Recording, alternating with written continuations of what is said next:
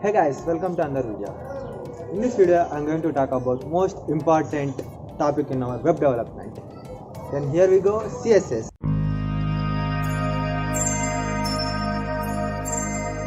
Color makes the world beautiful, makeup makes women beautiful, and our CSS makes web pages beautiful. So here we go. Let's get into video. Before starting video, I have a question for you. What is CSS? CSS is defined as cascade styling sheet. Like any language, CSS is also a language. It should have certain syntaxes also. Then what is the syntaxes of CSS? CSS syntaxes is selector, open braces, property and its range. Let's as usual create a page, file index.html. So as usual our boilerplate skeleton has been come across. Now here just write your h1. I'm writing as curious. Okay, this is the thing you already know. If you have any doubts about tags of html h1, watch my previous videos. So basically we have three type of stylings. Those are inline CSS, internal CSS and external CSS. Now I'm gonna differentiate three of them and I'm gonna mention them which is the best way and better way to use. First, inline CSS. What is inline CSS? Here you can see I am using h1 tag as curious. If you want to add something, first I'm gonna show you how it looks so that you can get somewhat clarity. Okay, go live. Wait a second. Yeah, you can see here curious is came across. Now I want to add some color and align my text to middle. I'm using inline now. After h1 tag, just write an attribute style. After that, here you can see lot of things are there. Background color, right? You can take whatever the background color you want. I want what we say, ugly blue. Yeah, I mentioned it. Just save it and go live. See, you can see here, you can see I added background color to my curious name. This is known as inline.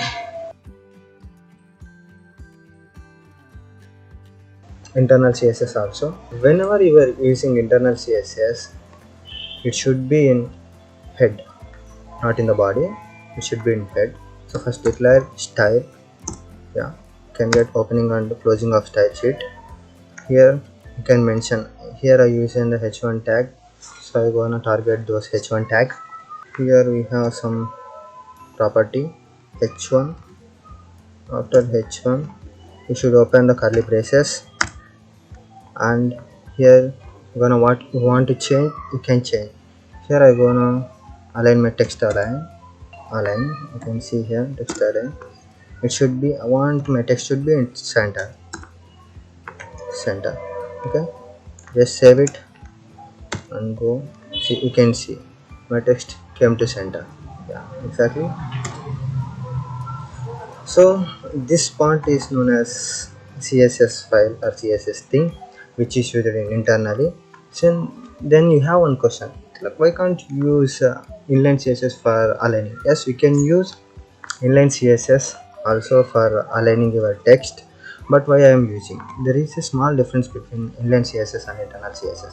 For example, if you have more number of targeted elements, for example here I have only one element h1, and if you have another element like h2 and also something known as Manush, and if you have another element also with the same tag h2 and like that. Okay, you can take another name also h2 with the same targeted value. What we say, if you want to apply background color to these h2 elements like Manush, Thilak and Manu, so if you want to apply any background element, you can apply by using inline or internal CSS. But what is the difference? If you want to use inline CSS, you should write entire code inside the h2 tag. You can see here, if you want to use any color, style, then background color brown, So again you want to use another thing, another tag style, another background color. Again should be in brown, and again the same thing, background color brown. So just go and see how it looks. You can see here these three things are the same color, but using the by using inline CSS the code becomes huge. And also the main advantage of using inline CSS is it is more hard coded. Hard coded in the sense, if you want to customize every single element and attribute, then definitely you should go with inline.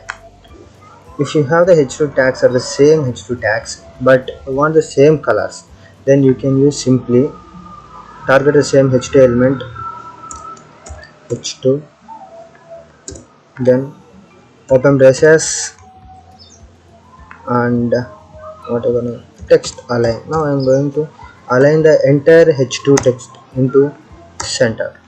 Just go out and see. Oh, I forgot to save the file. You can see I'm using single element h2 element and used a single code, and but I shifted entire things to at the center. The same thing, the color also you can shift. Would no need to use entire background colors, entire styling shades for every element. That is the use of using internal CSS rather than the inline CSS. Then now you can get one clear picture around your mind what is the inline and internal CSS, right?